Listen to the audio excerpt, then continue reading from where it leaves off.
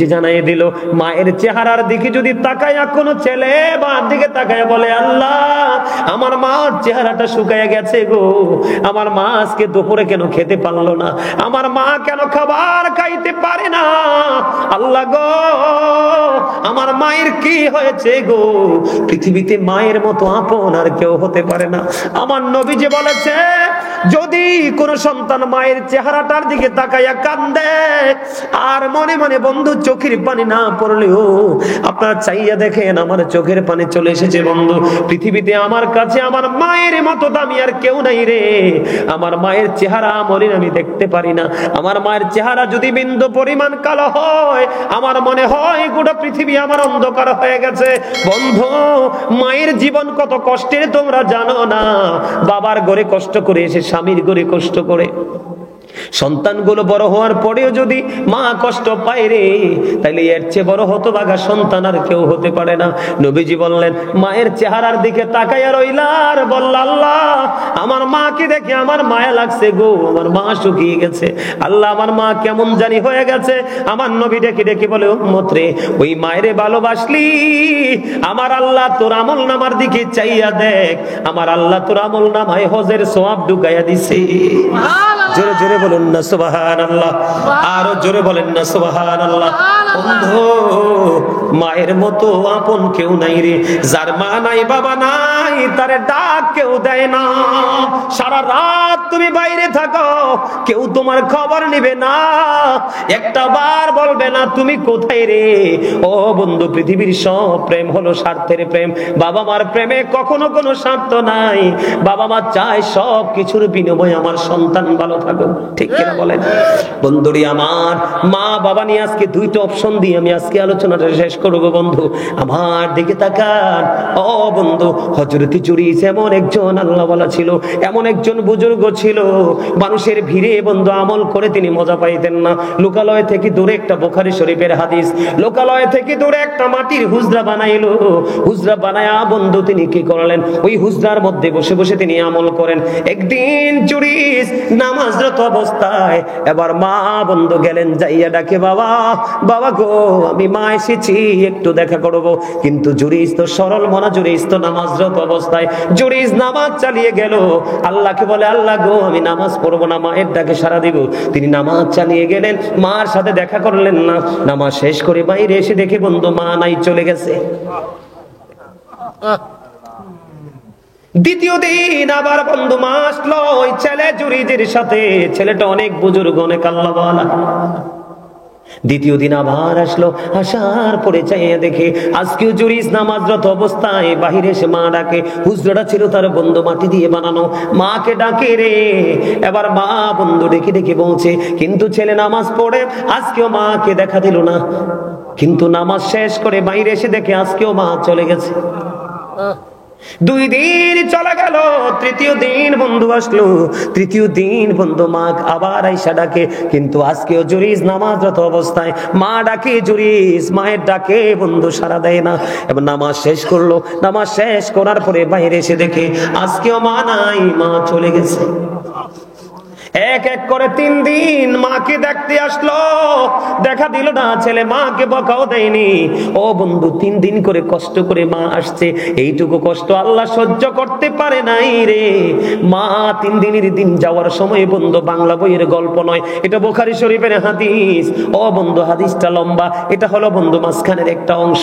এবার কি করলো, ও বন্ধু যাওয়ার সময় মা দুঃখ ভরা হৃদয় নিয়ে যায়, আল্লাহ এক এক করে 3 দিন আসলাম ছেলের সাথে দেখা করতে, দেখা হলো না, আমার ওই ছেলেটাকে বেশ্যা মহিলার মুখ না দেখাইয়া মরণ দিও না। খেয়াল করবেন হাদিস শরীফটা বন্ধু, এইটাই যথেষ্ট, যারা বোঝার এইটুকুই এনাফ। মা তো বলে চলে গেল। এবার বন্ধু পাশে ছিল এক বেশ্যা মহিলা, হাদিস শরীফের মধ্যে এসেছে, পাগল হয়ে গেছে। বেশ্যা মহিলা বন্ধু সন্তান পেটে ধরেছে। সন্তান যখন বড় হলো প্রসব করলো, লোকে জিগায়, ও বেশ্যা মহিলা তোমার এই বাচ্চাটা তুমি কোত্থেকে আনছো? কারণ তার তো কোনো স্বামী নাই। এতদিন কিন্তু বেশ্যা মহিলা হযরত জুরিসকে নিয়ে ভাবে না। এবার বেশ্যা মহিলা ডেকে ডেকে বলে, রে আমি বাচ্চা এনেছি জুরিস থেকে, আসলে জুরিস কিছুই জানে না বন্ধু। জুরিস যদিও পরেশগার আল্লাহ বলা রে, মায়ের অভিশাপে তার কপাল পড়ে ছাই হয়ে গেছে। মানুষ বলতেছে, জুরিস তুমি কেমন করে এই কাজটা করতে পারলা? আসলে তো জুরিস এটার খবরই জানে না। মানুষগুলো দৌড়ে চলে আসলো, মাটির হুজরাটা বন্ধ ভেঙে ফেললো, জুরিসকে প্রহার করতে। বন্ধু বাচ্চাটাকে জুরিজের সামনে আনা হলো, বাচ্চাটার পেটটার উপর জুরিজের হাত রাখিয়া অসংখ্য মানুষ বন্ধু দৃশ্য দেখার জন্য দাঁড়িয়ে আছে। বেশ্যা মহিলা বাচ্চাটার পেটটার উপর বন্ধু জুরিজের হাতটা রেখে বলল, বাবু বলো না তোমার বাবা কি? এবার ওই বাচ্চাটা ডাক দিয়ে বলল, ওই রাখাল আমার বাবা। জোরে জোরে বলেন না সুবহানাল্লাহ।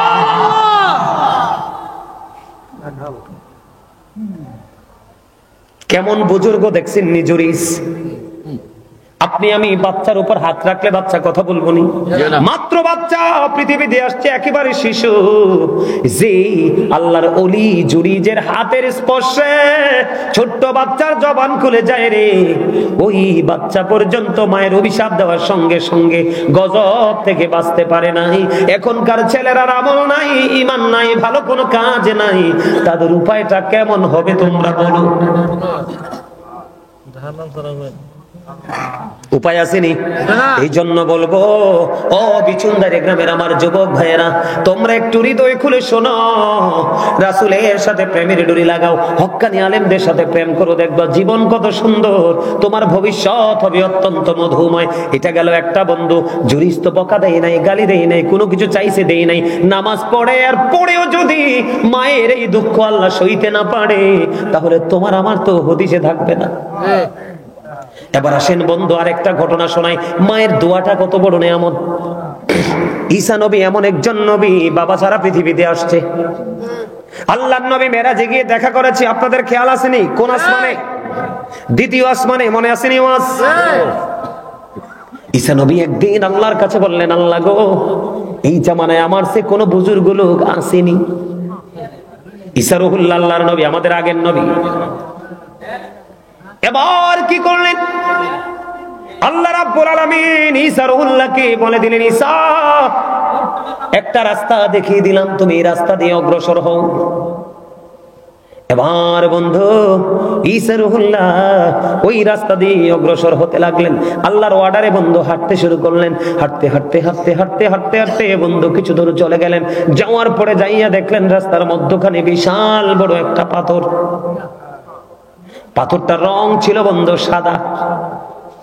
পাথর দেখার পরে রে এবার ঈসা রুহুল্লাহ একটু আশ্চর্য হয়ে গেলেন, মালিক অর্ডার তো তুমি দিয়েছো, কিন্তু এই পরিস্থিতি কেন গো? আমার আল্লাহ একটা ডাক দিয়ে বললেন, ঈসা রে, তোমার হাতে যে লাঠি, তোমার হাতে যে আশা আছে রে, ওই লাঠিটা তুমি পাথরে আঘাত করো। পাথরটাতে আঘাত করা হলো বন্ধু। পাথরের মধ্যে যখন আঘাত করলো, আঘাত করার পরে বন্ধু দেখতে পাইলেন পাথরটা ফাইটা দুইটা টুকরা হয়ে গেল, আলাদা হয়ে গেল। এবার ঈসা নবী চাইয়া দেখলেন ওই পাথরের মধ্যে বসবাস করতেছে জয়ীফ এক বৃদ্ধ লোক। সুবহানাল্লাহ, জোরে কন্যা সুবহানাল্লাহ। পাথরে কোনো দরজা নাই, পাথরে কোনো জানালা নাই, পাথরে ঢোকার কোনো রাস্তা নাই। এই আশ্চর্য হয়ে গেলেন ঈসা রুহুল্লাহ। আল্লাহ তাৎক্ষণিক ভাবে আল্লাহর দরবারে বন্ধু দরখাস্ত করে দিলেন, মালিক আমি আশ্চর্য হয়ে গেলাম কি দেখে বন্ধু। ঈসা নবীজি ওই জয়ী বৃদ্ধ লোক, যেটা পাথরের মধ্য থেকে দেখা গেল পাথর ভাঙার পরে, বৃদ্ধকে একটা ডাক দিয়ে বললেন, আপনি কে গো? আপনার যে পাথরের মধ্যে বসবাস করেন, এই বসবাসের বয়স কত বছর চলে? এবার ওই বৃদ্ধর জবান খুলে গেল রে।